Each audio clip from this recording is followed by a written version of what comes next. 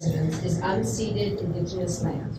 The Tri-County area rests on traditional village sites in the Multnomah, Wasco, Cowlitz, Clackamas, Grand Ronde, bands of Chinook, Tualatin, Kayapua, Malala, and many other tribes who've made their homes along the Columbia River, creating both permanent communities and seasonal encampments. There are many other tribes and nations who lived in the region that are not collectively remembered, and we want to take this moment to remember their contributions in shaping our state and our country. Perfect. All right, so maybe we just want to go whatever order you all want to go in. If someone wants to start and give their introduction. They always make me go first because I'm oldest. So hi, I know many familiar faces. Yeah, I've got about 6 months on it. I know many familiar faces here, and it's lovely to see those of you. It's also great to see some new faces. For those of you who don't know me, I'm Elizabeth Steiner. I am the state senator for District 17. I'm now in my 12th year in the legislature, which astonishes me too. And many of you I've known since before then. In the legislature, I mostly do budget. I am the Senate co-chair of Ways and Means, which means I'm the Senate co-chair of the Budget Committee. So I and my colleague, Representative Thomas Sanchez, are responsible for ultimately approving all of the budgets for the almost 90 state departments, boards, commissions that exist and do a variety of things, whether it's as prosaic as all the HR stuff that the Department of Administrative stuff, Civil Services done, or as fundamental and front lines as all of us interacting with the Department of Motor Vehicles, Division of Motor Vehicles in the Oregon Department of Transportation. Those are the budgets that we look at and put together into something roughly resembling a coherent whole most of the time. Our budgets have, not surprisingly, grown a lot over the past years. Most of you probably saw about 6 weeks ago that the forecast that we got in May was up $2.1 billion, which changed things a lot and allowed us to make some substantial investments, including a state school fund of $10.3 billion, which is $1 billion over the last biennium. It's a really historic investment, in addition to some substantial investments in early literacy and some substantial investments in early childhood education, things like that. So I'm very excited about that. All three of us, but Lisa and I in particular, spend a lot of time thinking about early childhood and know that the upstream investments that we make in the youngest Oregonians are the ones that help our state ultimately the most in the long term. There's a reason that an ounce of prevention is worth a pound of cure is an expression in almost every language, right? So we do a lot of that. So I'm very proud of the budgets that we crafted. Are they perfect? No. Did we forget some things? Sure. Did we make some investments that I'm a little iffy on? Yes. But all negotiations are compromises. And I think overall we did a really good job funding some very important things. On the policy side, I'm pretty pleased about a couple of bills that I co-chief sponsored. I had a couple related to early childhood, including what sounds like a ditzy little thing, but ultimately will help, which is a bill to require that landlords allow tenants to operate family-run childcare in their homes, assuming that they meet all the other criteria. They have to be licensed, et cetera, et cetera, et cetera. But it was a carefully negotiated agreement between landlords and tenants and childcare providers, and went through quite nicely, and is going to be an option for people in communities to offer home-based childcare, which will increase our childcare supply, which is super important. I'm also very proud of House Bill 2002. I was one of the co-chief sponsors of this. This was the big bill to, thank you. I got one of the nicest letters of my career yesterday about that bill that made me cry. From a trans woman who said it was great to feel safe in her home state and how scared her friends are in other communities. So it just makes me feel good as a state that we are protecting the rights of everybody who's seeking full scope reproductive health care, everybody who's seeking gender affirming care, and whatever that means to that person. But this is critically important. I'm very proud to have been a co-chief sponsor of that bill. Worked on it very hard in the interim as soon as the Dobbs decision came out. Speaker Rayfield convened a group that 4 or 5 legislators were involved with, and we finally got that across the finish line in a way that I'm very proud of, and I think it really did the key things we needed to do to protect patients and healthcare providers and require insurance companies to cover medically necessary care, which gender-affirming care is, and it's very important to make that clear. So I'm proud of that. I'm proud of Senate Bill 1089, which creates the Universal Healthcare Governance Board in the Department of Consumer and Business Services. It is the next step toward making sure that every Oregonian has access to high-quality, affordable health care and isn't dependent on which insurance company their company picks. I just was talking to a friend of mine earlier today who has a kid who's scheduled for surgery in August, and her husband's company switched insurers, and that'll be effective July 1st. So they have to go through the whole prior authorization process all over again, which is unbelievably frustrating. So I'm super excited to watch how that goes. And I could go on because we did a ton of really, really important work. I think my colleagues, especially Representative Dexter, will talk to you about the incredible work she and others did on housing. Representative Reynolds talk about the early childhood and human services stuff that you did. I'm sure I'll think of something. There were some things that were a little disappointing. Representative Reynolds and I were co-chief sponsors of House Bill 3090 to try to ban flavored tobacco and vaping products. We didn't quite get that across the finish line this time, but we're going to keep trying, right, Lisa? Yep. Yeah. So we're going to keep trying on that one. But that's always true. Every legislative session, you don't walk home with everything that you hoped you would, and we keep trying. So I'm going to stop there because I want to hear from my colleagues, and I guess we'll go in order of seniority. You have more. So, yeah. Yes, that's what we're doing. So thank you, Maxine Dexter.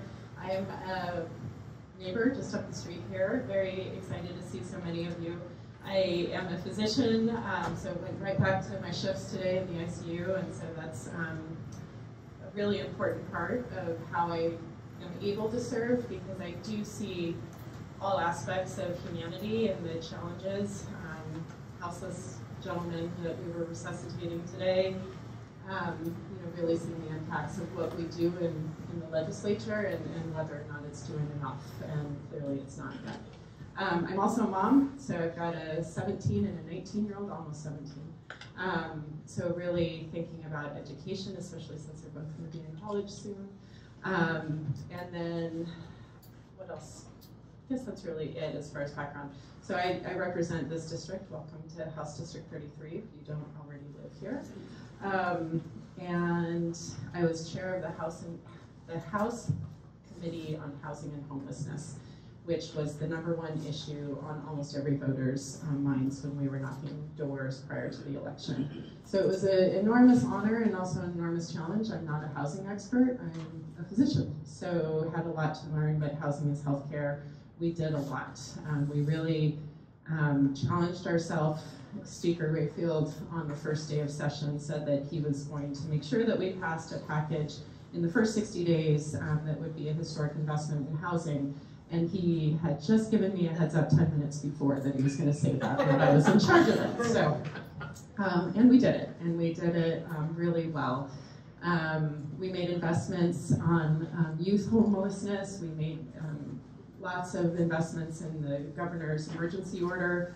We made a lot of strategic decisions around our urban growth boundaries and how we make smart decisions about housing and making sure that we still keep our land use system intact, which is another story for other bills that came later.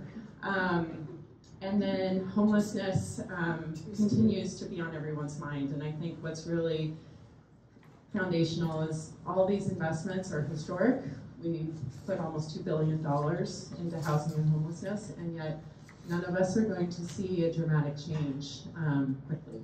And this is because this has been almost 40 years of disinvestment, and good change takes time. And I just hope that everyone understands that our houseless neighbors could be any one of us on a month's or a day's notice. I see this in the ICU all the time. People who are really housing insecure, not taking their medications, end up in the intensive care unit, and then have bills they can't afford and end up houseless. And this is happening to elderly folks, families. Like, it really is just such a crisis. So I thank you all for your care about this and also your patience.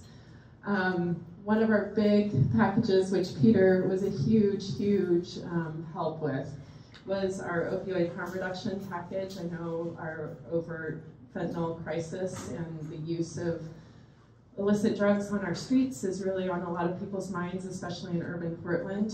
And we are seeing people die as a result of fentanyl contaminating the drug supply, as well as counterfeit pills that people take thinking it's Adderall or something else, and it's laced with fentanyl, and we're losing, we lost 1,161 Oregonians last year to accidental overdoses. It's the top killer of people under 48 years old.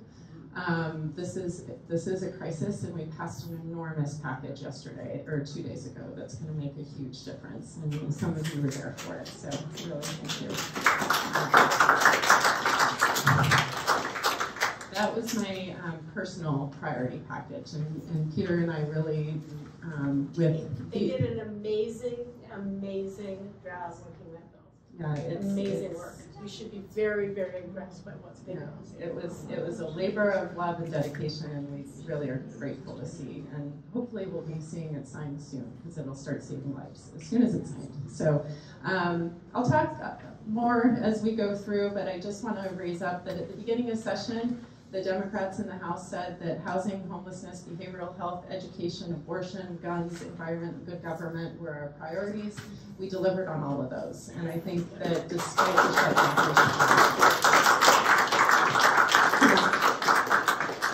I'm going to stand because I'm just I felt like I wanted to.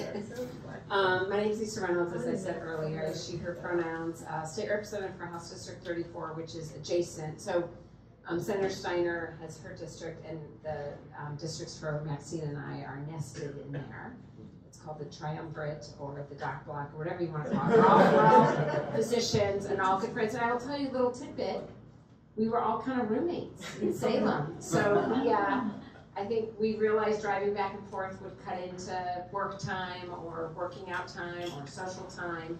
So we, Senator Steiner rented an apartment with Senator Weber, and Maxine and I rented the apartment upstairs. And I joked we could be a sitcom, except we're all in bed by 9 p.m. So it was a great fellowship of shared dinners and shared kvetching and shared celebrations, and it was really fun. I'm going to kind of miss that part, even though I'm happy to be doing a session. But it was really, really love these two people. So.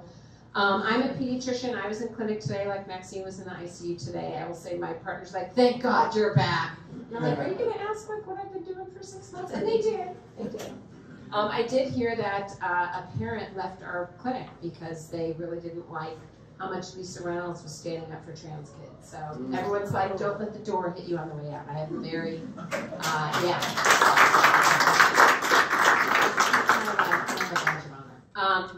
I am the chair of the House Committee on Early Childhood and Human Services. That's not only a mouthful, it encompasses quite a lot.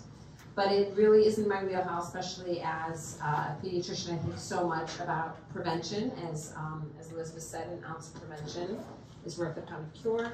This is a daily reminder. This is Heckman's Curve. He's an economist, and he talks a lot about the earlier we invest in a person's life, starting at prenatal, people would say preconception, the higher that rate of return. And so it was particularly thrilling when Speaker Rayfield pulled me aside and said, I think we're going to make that child tax credit a reality. So we yesterday passed child tax credit. So this is $1,000 for children 0 to 5 for families who make less than $25,000 a year. Maxine's reaction to that is like, we need to raise that, and I agree. We're going to take what we have for now, but it's really, Oregon's one of the first states to do that, to try to replicate the enhanced federal child tax credit that was in play during COVID. There is still a federal child tax credit, don't get me wrong. There's an enhanced one during COVID, and this kind of helps meet that enhancement.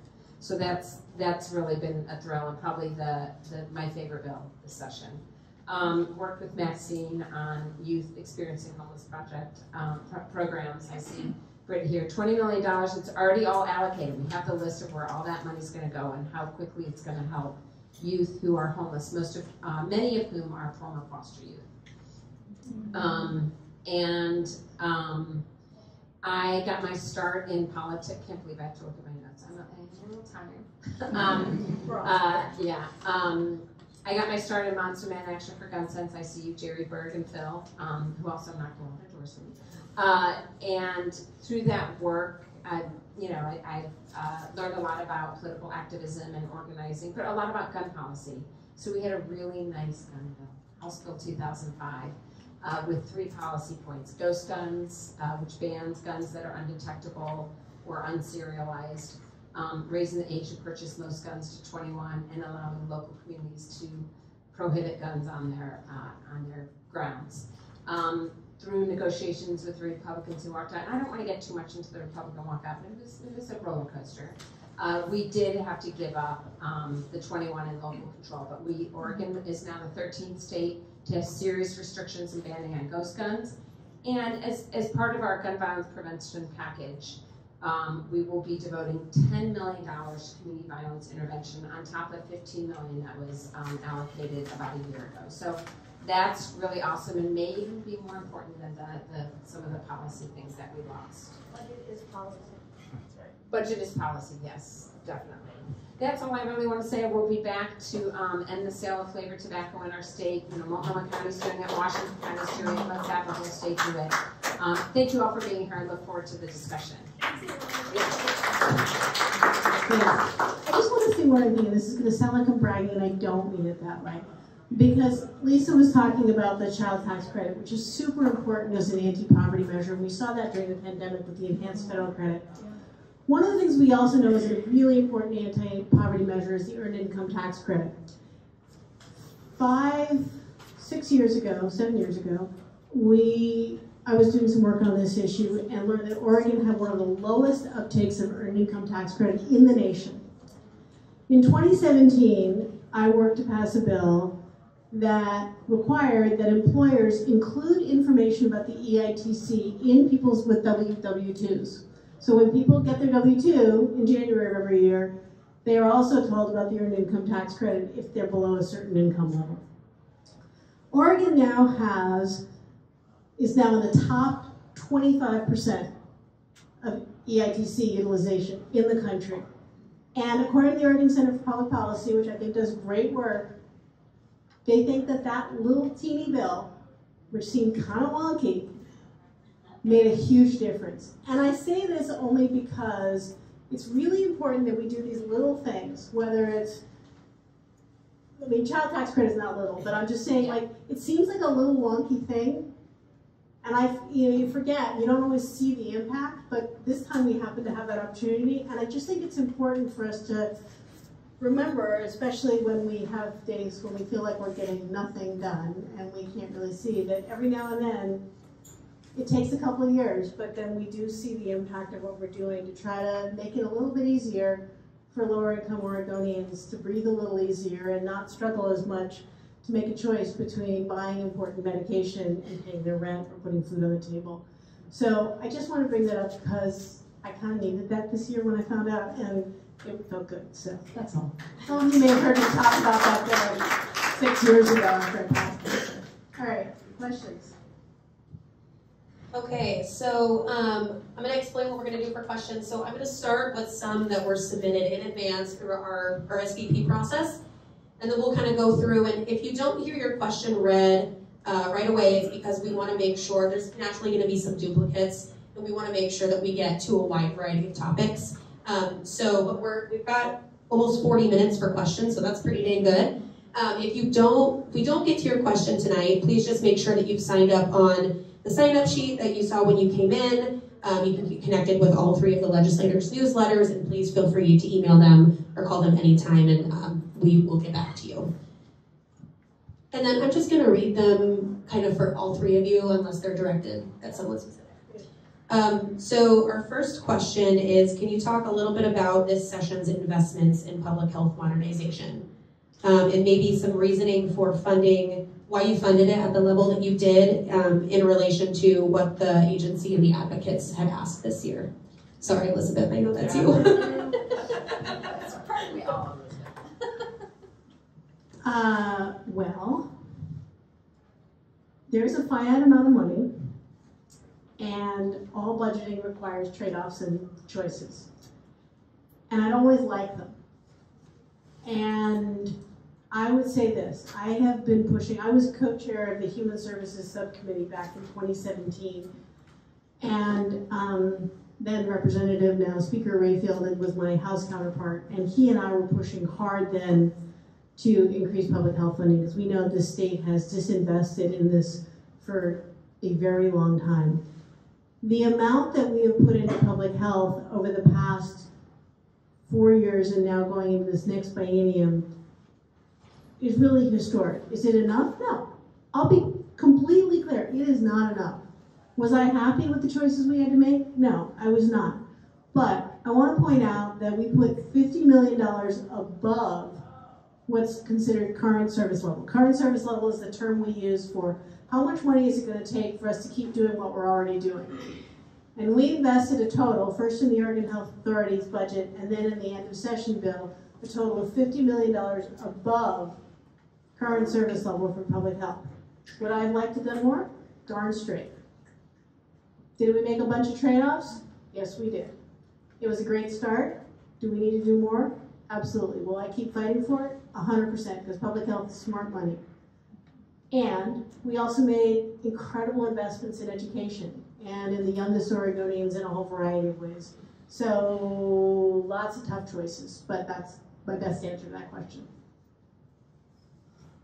The next one, maybe Representative Reynolds, you could kind of take the lead on this one.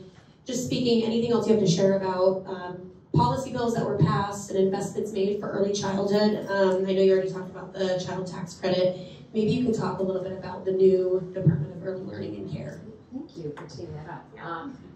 She's good. So do you want to say anything on that? So, you know, Oregon, like so many states, and this was even before the pandemic, acknowledged how challenging it is to find childcare for families. And I always talk about the weird economic forces of childcare, which is it's both too expensive for families and the workers don't make enough money. And that's because we don't have as much state subsidy as we do, say, for K-12 education. So a work group was formed, and from that came a brand new department to be pulled out of the Department of Education called the Department of Early Learning and Care. It launches on Saturday, July 1st. Out of DHS. Oh, and some stuff out of DHS. Sorry. Thank you. No. She was really there at the table. Because I think, as you can imagine, 0 to 5-year-olds get a little bit subsumed by the K-12 kids, and that's an axe I'm grinding a little bit right now. And I will tell you though, it's challenging, and I've been, as I talk about Heckman's curve, right? And as I talk about the fact that impoverished children, have a higher rate, of course, of homelessness, of hunger, and of child endangerment, and that child poverty is a policy choice. It's hard to actually tease out where all the buckets of money come from and where they all go to. And I'm hoping as we come to Department of Early Learning and Care that will happen. I will tell you that we are getting $10 million for what I call early literacy. The package is called early literacy or very early literacy. We have well-funded slots for public preschools and early intervention and EISE. You know these acronyms better than I do. So right now there has been pretty good funding for 0 to 5-year-olds. We are, I see Jerry back there. We are not fully funding our relief nurseries, but we're in a pretty good spot right now when it comes to 0 to 5. We increased funding? I know, but Jerry's son is there. Okay. No, we did. So we are in, right, no one's ever had, there's always some trade-offs. So I guess I may not be answering the question very directly because I'm still teasing through all of it to see where the 0 to 5 money comes from. It's federal, state, private, and where it's going to. And then I'm going to make sure we quadruple it. You can probably answer that. I just want to add a couple of things to Lisa's excellent response. The first is, she and I both have enormous faith in Alyssa Chatterjee, who's the director of this new department. We've worked very, very closely with her in a whole variety of contexts, and we really think the world of her. She's terrific, and I'm very excited to watch her get this new agency. As I've watched her over the past 2 years, pull together a really good team, so I'm really looking forward to watching that committee move forward. the other thing I would say is there were a whole bunch of little bills that will make a big difference. This landlord-tenant bill will make a big difference. There's a bill to have the DELC, the Department of Early Learning and Care, do work on what are called micro child care centers, which are commercial centers, but not the big kinder care ones. They're not small in-home ones. Oregon doesn't, that's a middle piece that's missing. And so they'll be developing some models for that. There are a whole bunch of bills. Everybody's finally starting to understand that the youngest Oregonians deserve enormous amounts of attention, and that makes us really happy because that's stuff that we've been advocating for a long time, and we're finally seeing some real traction about that. We've had a very good partner in Senator Dick Anderson from the coast.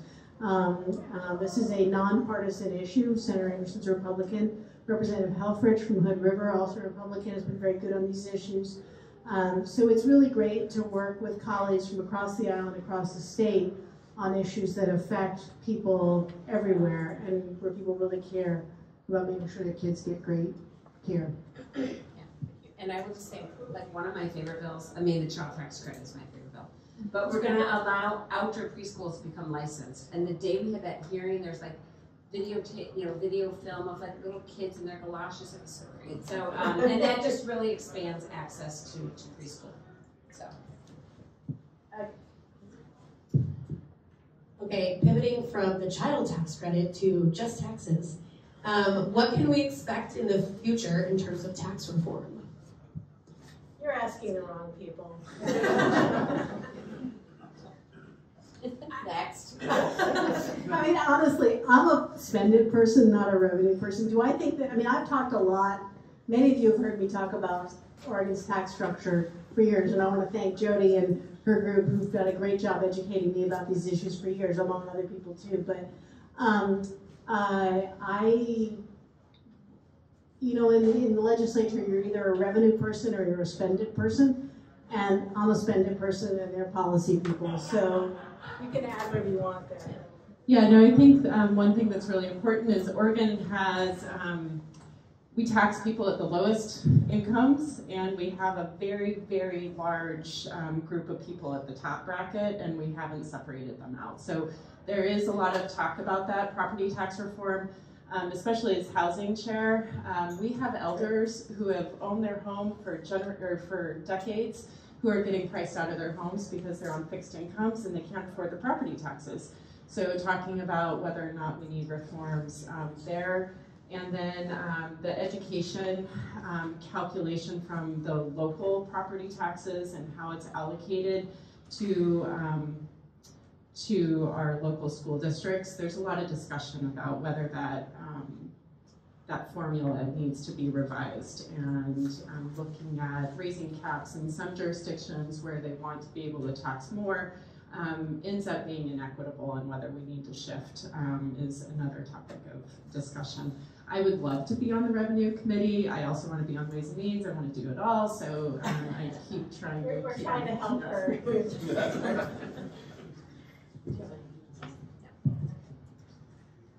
All right, so as we all know, unfortunately, SJR 33 did not move forward this session.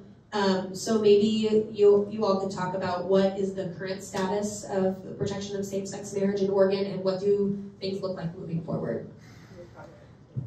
I was indeed at the table, and I'm also on Senate Rules, so I got to hear all the hearings about it. So most, if not all of you, will remember that some years ago, we passed a ballot measure in Oregon that put something in our Constitution that says marriage is between a man and a woman, which is complete and utter baloney in my world, but that's where we are.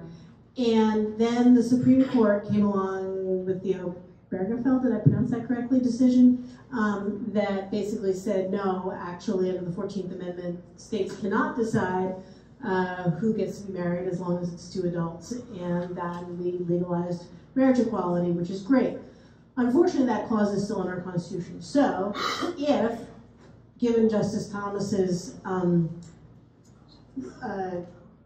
what do you call it, coinciding opinion, but his own extra stuff, where he went back to question that decision and many other decisions that were premised on the 14th Amendment as part of the Dobbs decision, the Supreme Court were to reverse that, which I think is highly unlikely, but not impossible because it's not being challenged anywhere at the moment.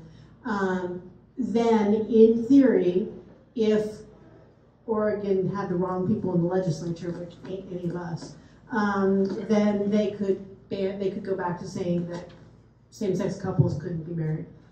So SJR 33 was a referral to the ballot to, first of all, take that out of our Constitution, and second of all, add to our Equal Rights Amendment, because Oregon's Constitution has an Equal Rights Amendment, to add access to full-scope reproductive health care and gender-affirming care, to make it clear that discrimination couldn't be based on the basis of gender identity or reproductive health decisions.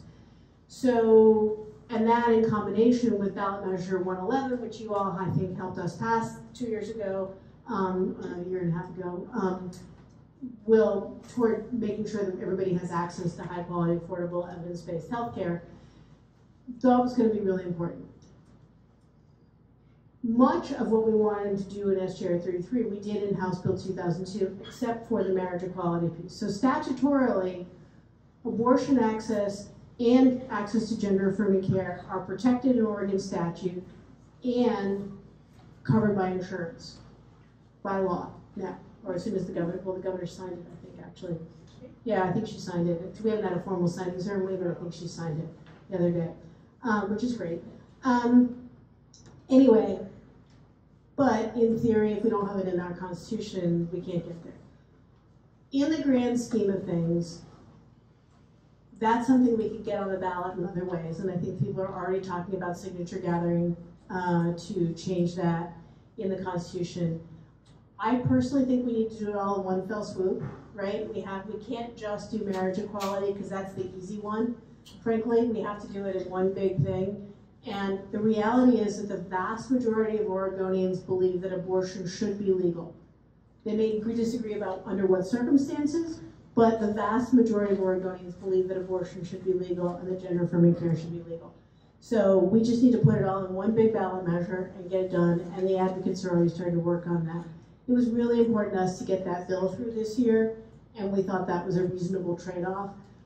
Didn't love it, but we can do SJR 33 other ways, and I think we will be doing it. So, yeah. Anything either of you wants to add? No.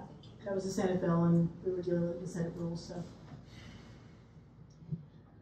This next question is for Representative Dexter. First of all, thank you all for all of the work on the climate bills and the climate investments this year.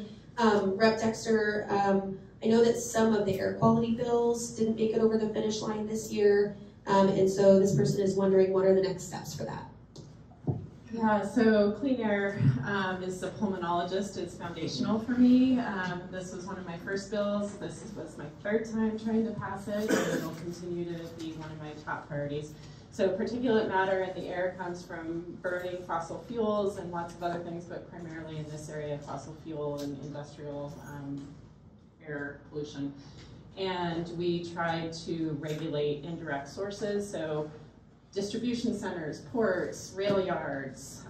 You all see it landing on your porches after you sweep, and then you see it all laying there. We have a real air quality problem in this district, and Mary Pivoto from Neighbors for Clean Air has been working on this for a long time. Lots of folks have been really working on this, and we keep trying to get it passed, and it keeps not getting passed. DEQ is in a really challenging place, and we hope that passing the Title V fee increases will help them do their job better. They needed to, they're running very short-staffed, and so they just can't regulate when they don't have the staff to do it. So we feel like doing that work, making sure accountability for the agency is increased, and then working on adding regulations. It actually doesn't make sense to add more regulations to a department that is really having a hard time with regulations it has currently. So this is not going away. Our air quality issues continue to be an enormous priority for me, and it's not going to stop. Clean air continues to be something. We did get styrofoam banned, which is, and PFAS chemicals banned, which was a big win. So feel good about that. That was one of our bills last year that died, and Senator Salmon and I have really partnered on that, and she did all the lion's share of the work on that. So yeah, clean air, more to come. But there's a big, do you want to talk about 3409? You talk Yeah, about okay, 3409? so 3409 is the climate package. So there were some funny things that we did this year because of the walkout in a lot of ways. We were trying to make sure that our priority bills didn't get negotiated away, and we tried to put them into packages. We were really trying to be strategic. We did that with the housing package, we did it with the climate package, we did it with the water package, the drought package, we did it with a lot of things. And the reason for it was basically a whole bunch of good bills all put into one package. And so 3409 was our enormous climate action package, and it passed in the Senate yesterday, or maybe the day before. Anyway. It's kind of a blur. Yeah, and so Rep. Pham, Rep. Gamba, Senator Golden, Rep. Marsh, there's a huge group of people who really did Senator Reynolds, Coal Beach Companies, the housing. yeah, and so like we're gonna make sure that there's climate resilient buildings, that we are going back and retrofitting buildings, that we replace buildings that really it's more expensive to retrofit than it is to just replace. So manufactured homes and different things in particular come to mind. I honestly couldn't name all the different components of it. There were a lot. Yeah, it was an enormous climate package, and it was a huge, huge win. And when you only see one bill, you're like, it's one bill. No, this was like 12 bills in one, so it was really an enormous win. So yeah, it was exciting. I wanted to make sure you got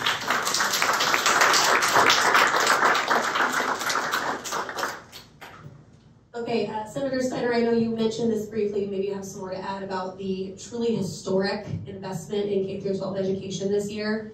Follow-up to that question is, in what ways will this additional education funding directly address learning loss and the lower state testing scores post the COVID pandemic? I'm going to go backwards on that question, and the answer is I'm not sure I can give you a clear response about how it will do that, either of those things. What I can say is that what this means is that no school district has any excuse to shorten learning time, to lay off teachers or ancillary staff who are so critical to kids' education, to do any of the things that districts threatened to do if we didn't fund them at whatever level they said they needed. And the answer to that was $10.3 billion, and they've got $10.3 billion. And another $145 million for literacy, to build out evidence-based curriculum and train teachers, especially in kindergarten through 3rd grade, on evidence-based reading instruction. I will say, slightly snarkily, sometimes I wonder why they can't teach kids to read with $10.3 billion, but okay. Sorry, that was a little snarky. I'm tired. Anyway, but so fundamentally, the learning loss problem is big, and it's been a problem for a long time. We know that learning loss happens over the summer, especially for lower income kids, right? And that was true before the pandemic. And part of the problem is that our school schedule is based on an agrarian society, and the vast majority of the state doesn't live that way anymore. And we would all be much better served, even if we had the same amount of school time, if it were divided up differently. And we never had kids have a break of more than 4 weeks at a time. We would not have the same kind of learning loss. And we could do much better with the same amount of school days, same amount of learning time, but distributed differently during the year. That's a very heavy lift. I don't know who's going to take that one on. It ain't going to be me, probably, but it's one of the problems we have. We did do supplemental funding for summer learning in 2021 and 2022. The governor did a big push for it early in the 23 session, but those of us who are responsible for allocating the money and the presiding officers frankly had some pretty significant concerns about whether there was evidence to support that all the investments we've made had actually made a difference for kids, right? We did not know whether the kids that participated in the more formal educational programs actually had better reading scores because nobody tracked it. And we did not know whether the programs that community-based organizations ran that kept kids engaged during the summer actually resulted in kids who did better when they went back to school in the fall, whether that was with actually reading or with some of the soft skills that are also really important. The teamwork, the persistence, the willingness to overcome failure, to accept failure and keep moving, right? Because we all fail at things, and that's how we learn and we get better at stuff. So we were very reluctant to make substantial investments in summer learning until there was a plan for how this was going to be sustainable, how we were going to have standards for what programs could receive money, how we were going to track outcomes for kids who participated and didn't participate. And as a physician who spent her career trying to practice evidence-based medicine, I feel pretty strongly that we should be practicing evidence-based policy. Thank you. So I was kind of the Grinch, or one of the Grinches, who said, no, we're not going to provide money for summer learning until you come to us with a plan. And we made that very clear to the governor. And with all due respect, she kept saying, oh yeah, I'll get you a plan, I'll get you a plan. And then she just kept saying, where's the money for summer learning? And we kept saying, give us a plan. Because that's your and my tax dollars. And one of the reasons I do budget is because I feel very strongly that we should maximize the impact of every single dollar we spend. Do we do that perfectly? No. But if I have an opportunity as the co-chair of the budget committee to insist that we actually have some structure and that we actually collect outcomes and we actually do some planning around this, I'm going to do it. And fortunately, my colleague Representative Sanchez, Speaker Rayfield, President Wagner all agreed with me, as did the chairs of the Education Committee. So it was a little frustrating that we couldn't get there this year. And I'm hopeful that by the time we come back in 2024, we'll have a much better plan for this. We're getting a new director of the Department of Education. Cole Gill is retiring. I'm not blaming him. I'm just saying this is an opportunity, and we need to be thinking hard about how to do this well. Did I mostly answer that question? Okay. Yeah, please do. Sorry, so I am not on the Ed Committee, but I do have children, and I'm also a physician who knows that I can't fix anything in the exam room. We need to invest in food and shelter first. It's Maslow's hierarchy. We did not pass the bill to make sure that kids got free lunch across the state. And I'm not low income, but my son at Lincoln High School said that when they had free lunch, many more kids stayed. When you break bread in community, you grow your social resilience and your connections. It kept them from walking through the streets of Portland, which also, lots of families had concerns about. So we need to pass free food for all kids. We need to make sure that kids have housing. Families who are, and Elizabeth has some really great information about this, but when children move during the school year, their learning drops dramatically. We need stability. Kids can't be one paycheck away from getting evicted from their apartments. So we need to make sure that that's true. And then indoor air quality. It's crazy how much of a difference that makes. And we did pass Healthy Schools. So HVAC systems are going to get updated, and it really makes an enormous impact on learning when kids actually have good air quality. Carbon dioxide levels and carbon monoxide levels actually make a big difference. So we are making other upstream investments, hoping that that'll also make an impact on these learning. Great point. The points. It's really concerning what we're seeing, and the infrastructure in our state for our schools is really poor, so we need to continue to do that. No, those are great points. Thanks. Yep. All right, switching over to the campaign side of things. Are we talking about? No, it's safe. It's safe. It's campaign finance. Can we talk about that? Okay. Maybe you all can speak about maybe what's on the horizon, maybe some fixes that we need for campaign finance reform in Oregon. And this person in particular noticed on OrStar, which there's no contribution limit in the state of Oregon, but it's all transparent publicly online. So this person noticed there's a lot of moving money between legislators, and I know there's good reason for that, so maybe someone can speak to that as well. Yeah, yes, okay, so we don't have campaign limits. It is egregious. We need campaign limits, period. Publicly funded campaigns are the best campaigns in my mind, but we are so far from that. Some of us have the ability to raise a lot of money because of the positions that we hold or the networks that we have or the incomes that live in our districts who are engaged in politics.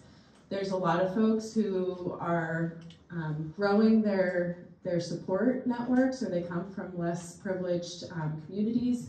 And so a lot of times we do move money from our campaign accounts to campaigns that we really need to support. And frankly, that's part of our job. I need to raise funds so that I can help Vanessa Hartman keep her seat. And she's an amazing Indigenous leader from Gladstone who just doesn't have, she's a single mom, she can't do that work. I need to help Vanessa get reelected. There's other folks who we help.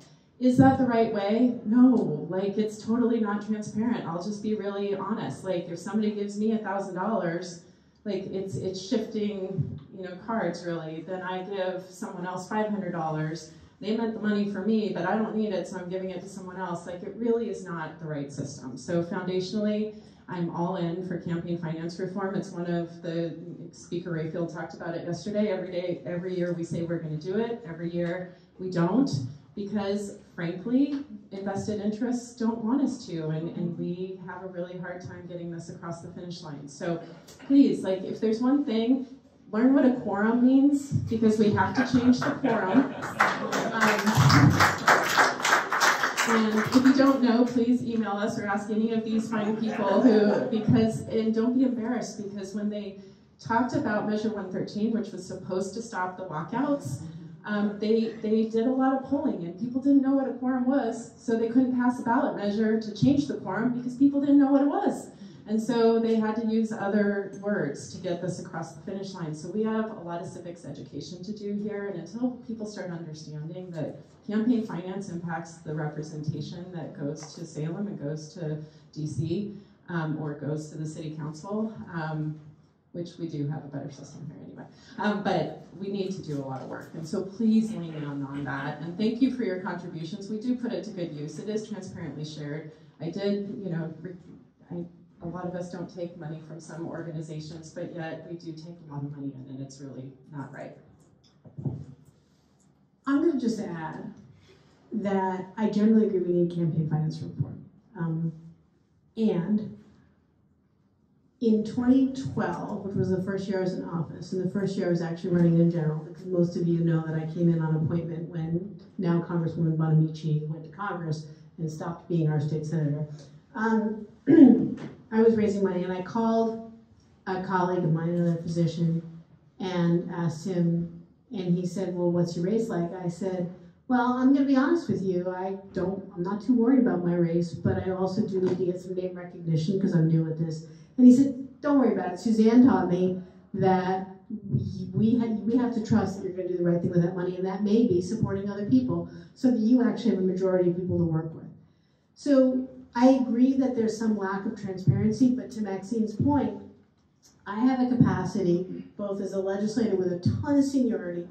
I'm one of the most senior legislators in the building now, which is a little weird. People talk about term limits. We don't need them, folks. We have enormous turnover. And that's partly because we don't pay legislators enough. And so lower, families that people like Anessa, or others have to struggle to actually make this job work. But I have a capacity to raise money, both by virtue of my seniority, by where I live, by my profession and who I know, and by the fact that I'm the co-chair of one of the most powerful committees in the legislature that Anessa or some of my newer colleagues like Senator Solman, who was in a tough race out in Hillsborough, or then Representative, now Senator Meek, out in Gladstone, Oregon City, Happy Valley area, just didn't have. I wanted to get those good folks elected because I wanted to be sure that we had a Democratic majority in the House and the Senate. So it's not ideal, but it's the way it has to work. And it's not that we're using the money that people give us, or the vast majority of us aren't using it for frivolous things. We're using it to make sure that they can get their message out to voters, they can get their name recognition up, they can pay for the flyers and the media and everything like that. So is it a good system? No, but there are parts of it that have to be the way they are, and I don't think that will change with campaign finance reform. There are other things that need change, like the amounts, but I'm not sure that we're ever going to stop, nor am I sure we should stop transferring money. I ended up in a situation last year where for some reasons I had to help somebody else run a lot of ads at the last minute. And because I myself was a candidate last year, I got better rates on TV than somebody who wasn't. So my colleagues in my caucus contributed to my PAC so that I could pay for the ads to help a third person altogether get the ads out, right? And it's complicated and it's messy, but it meant that we got our message out very quickly, very fast, and it was a team effort to get somebody elected. So, Did it work? yes.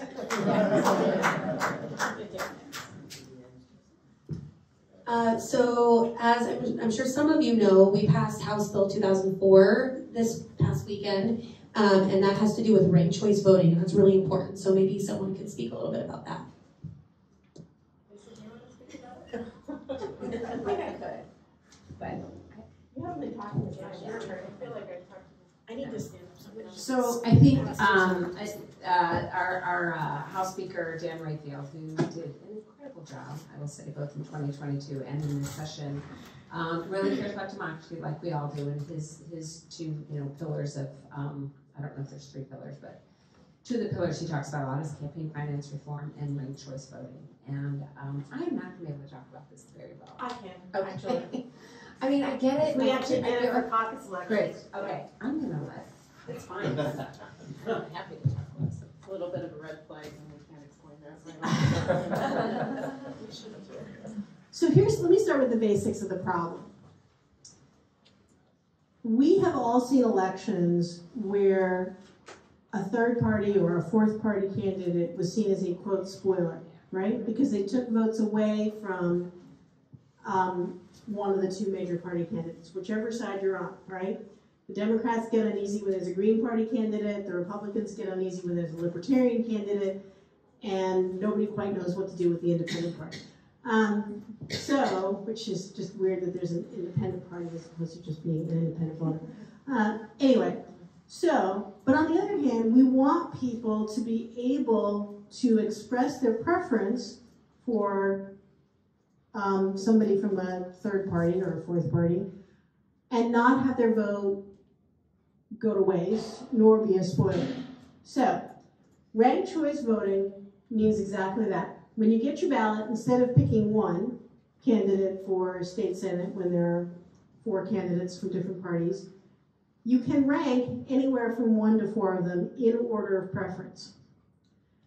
The votes are tallied, and if nobody gets over 50% of first place votes, the first place votes are tallied, and if nobody gets over 50% in the first round, then the person who got the candidate who with the fewest votes is dropped, and those ballots are redistributed so that they go to whatever the second choices were on those ballots, right?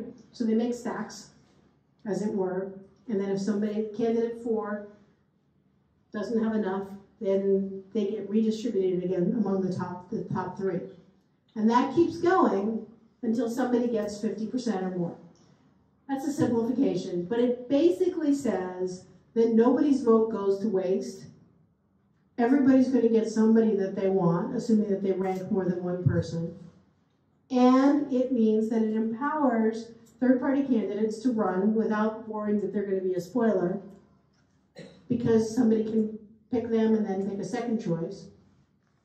So the idea is that ranked choice voting enfranchises more voters and offers more diversity of opinion, and especially in a primary can mean that it's less likely that an extremist candidate wins, right?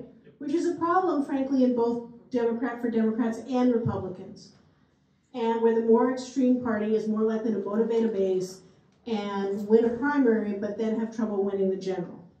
And it's one of the things that contributes to divisiveness in politics. Because if the more extreme candidates are the ones who are winning the primaries and then going on and actually win the general and taking those extreme views, that to Salem or any other elected body, that makes it much harder to get people to the table together and find common ground, right?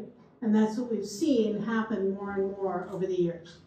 So ranked choice voting has the potential to do a couple things. First is to reduce extremism, especially through the primary system. Second is to enfranchise more voters so that they can vote for whoever they want to, but not have their vote go to waste if their first choice candidate doesn't make it through the first round of balloting.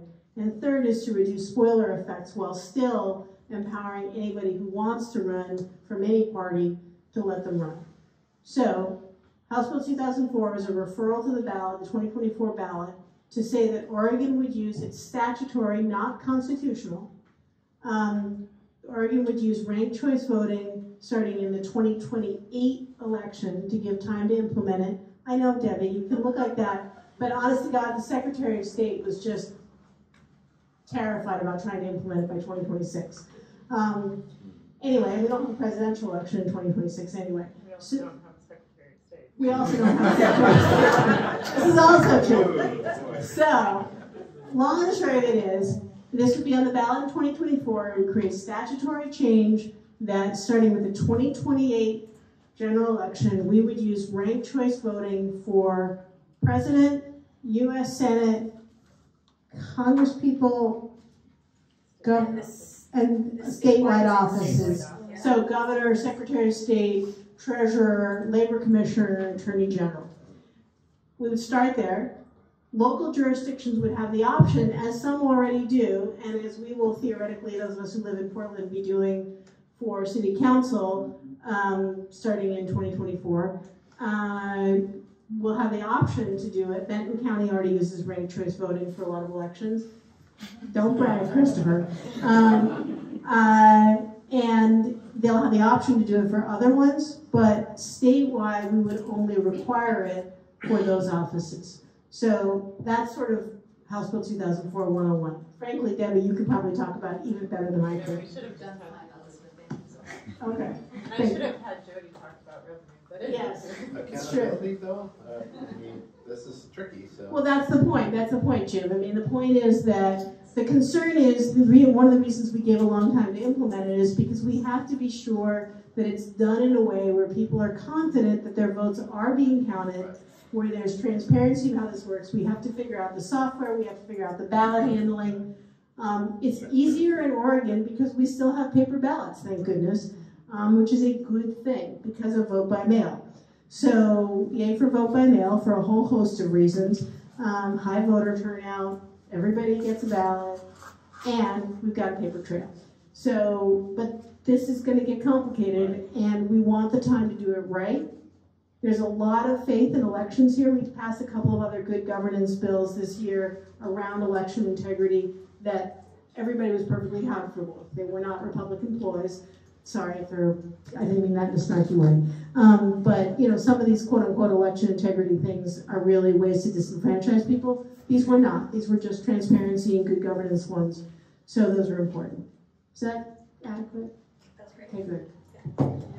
It is really warm in here.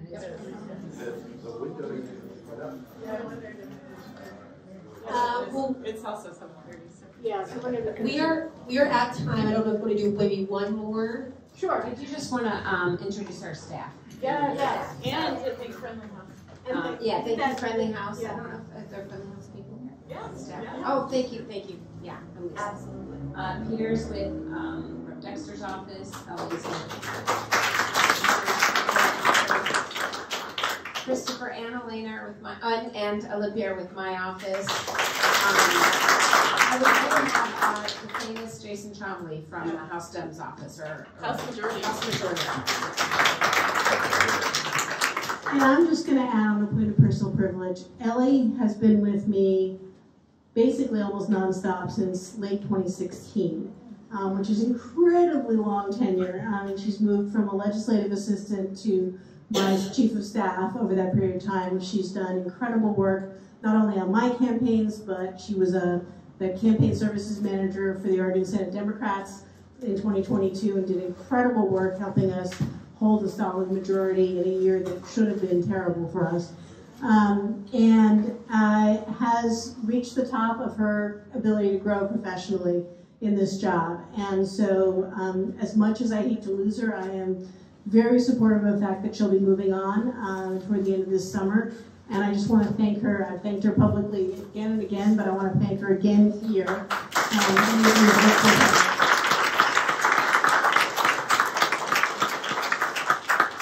She makes me an infinitely better legislator, a better person, and certainly a better candidate.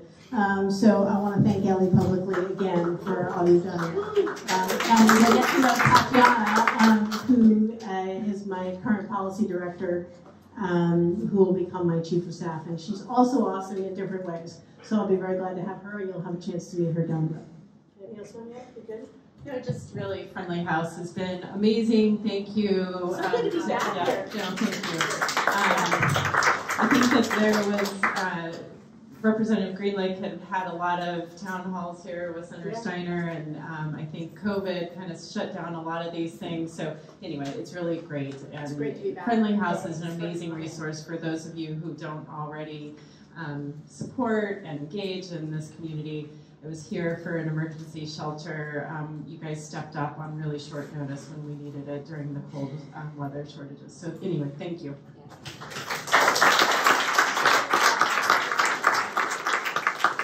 So thanks everybody for coming. Thanks to our amazing staff for getting this all set up and making this all run smoothly. If we didn't get to your questions, feel free to email us. And it's so great to see you. Thanks for your great work. Thank you.